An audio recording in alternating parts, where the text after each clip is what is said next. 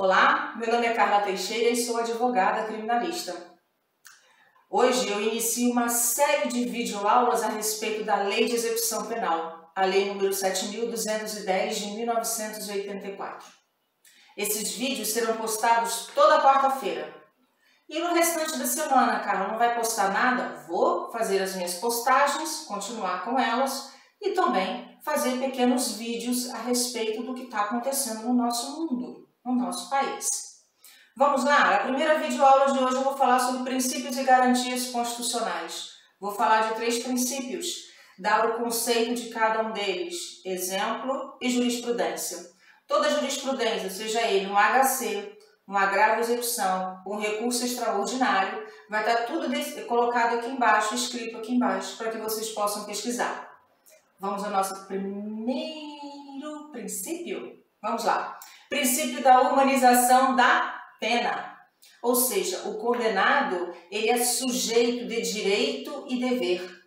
A humanização da pena não está condicionada se ele tem um bom comportamento ou um mau comportamento.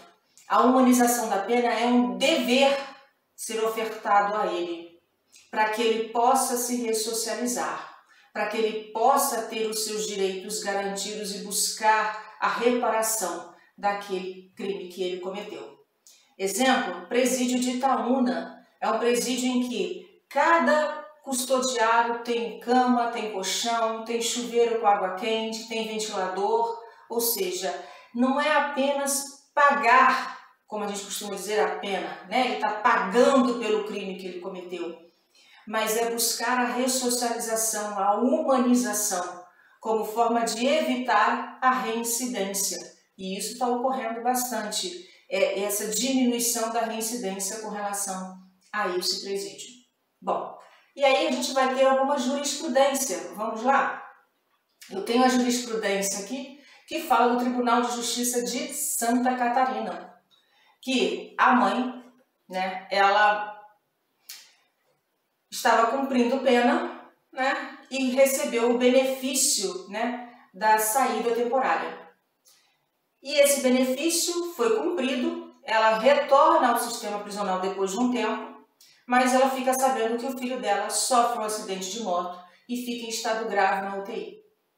Bom, ela entra com um novo pedido e a juíza da vara de execução penal não concede esse pedido, não dá procedência. Por quê? Porque ela não tem um prazo mínimo dentro do sistema prisional entre um pedido e outro, ela tem que cumprir 45 dias. E ela entra com esse pedido antes desse prazo de 45 dias. Bom, o Tribunal de Justiça de Santa Catarina entende que é caso excepcional e que ela vai sim conseguir ficar ao lado do filho para auxiliá-lo nesse tratamento. Porém, não concedeu o pedido total que ela solicitou, apenas pedido de 15 dias, mas conseguiu. Segundo princípio, princípio da intranscendência da pena, ou seja, o processo e a pena não podem ir além da pessoa que cometeu o delito, do autor do crime. Carla, isso é óbvio. Nem tanto, meu caro, nem tanto. Infelizmente, nós vamos ter situações em que pais ou irmãos vão assumir a culpa daquele delito que não cometeram para não ver o pai, o próprio filho, garoto novo de 22 anos, né? O exemplo claro é esse, garoto novo de 22 anos que cometeu latrocínio, que é o roubo seguido de morte, né? E vai ter que cumprir pena no sistema carcerário. O pai, culpado da sua ausência ou de uma má educação, alguma coisa assim, resolve assumir a culpa. Durante o inquérito policial é averiguado e verificado que não foi o pai que cometeu, e sim o filho. Então é o filho que responde por esse crime. E aí qual é a jurisprudência? Tribunal de Justiça de Minas Gerais. E eu achei interessante essa intranscendência da pena nesse julgado, que é o seguinte: mãe que está cumprindo pena em um sistema prisional, ela tem um filho menor de 12 anos e entra com requerimento solicitando a prisão domiciliar, que por lei pode.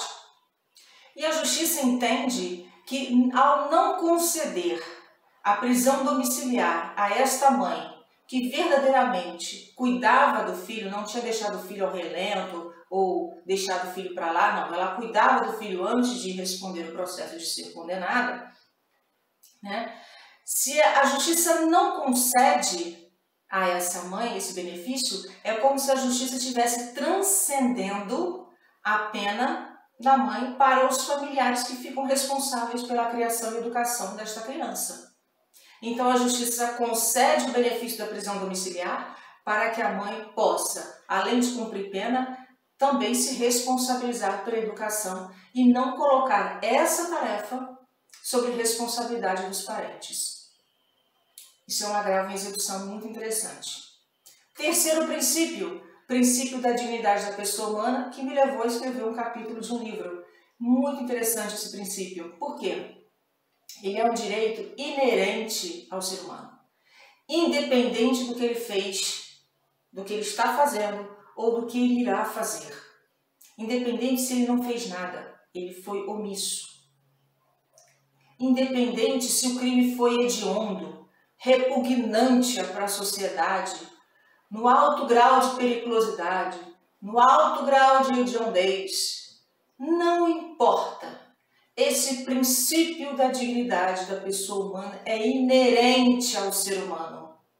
Não pode ser subtraído, negociado, ele é inalienável, imprescritível, porque pertence ao ser humano. Exemplo, Tício, né, foi condenado a 12 anos de reclusão pelo crime de estupro de vulnerável, artigo 217-A do Código Penal. Local de cumprimento de pena tem que ser digno para que ele não ofenda, né, a sua integridade física, psíquica e moral.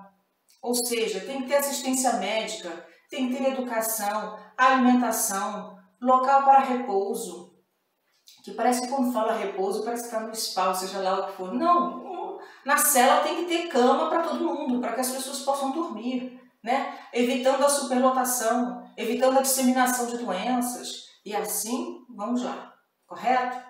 Por quê? Porque quando eu falo desse princípio da dignidade, eu estou dizendo que ele já está pagando, como a gente costuma dizer, por aquilo que ele cometeu. Correto? Ele não tá livre.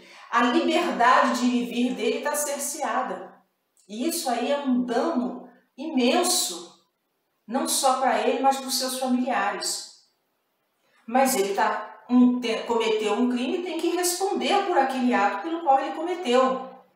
No entanto, mesmo cerceando a liberdade, porque ele pegou 12 anos de reclusão, no exemplo que eu dei, eu não posso furtar dele o direito a uma alimentação, o direito à educação, à assistência médica.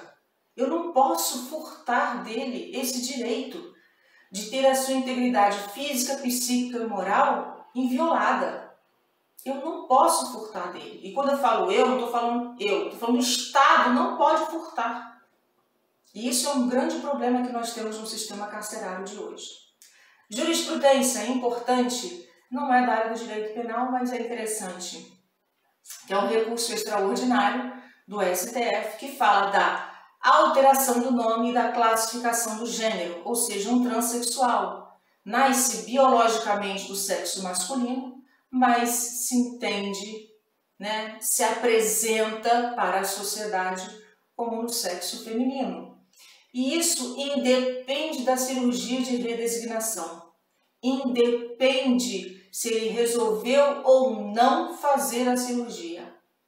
Essa classificação do gênero, essa alteração da classificação do gênero e a alteração do nome garante a ele alguns outros princípios, como o princípio da personalidade, princípio da saúde e princípio da felicidade. Princípio esse que não está escrito na Constituição e em nenhum código. Mas é importante porque ele é um princípio subjetivo. Bom, eu espero que tenha ficado claro esses 3 princípios. Se gostaram, dá um like e compartilha para que a gente possa disseminar essa aula de lei de execução penal, que é maravilhosa, adoro essa lei, que a gente possa disseminar e espalhar para muitas pessoas, para que ela possa ter um entendimento, né? Uma aula calma, tranquila, com alguns exemplos, para que a gente possa aí trabalhar sempre. Bom, eu também vou deixar escrito aqui as minhas redes sociais, né? O meu canal do YouTube, pode me seguir lá, tem vários vídeos de outros diversos temas, né? Mas sempre ligado à área do direito, para que a gente possa se comunicar, compartilhar e aprender.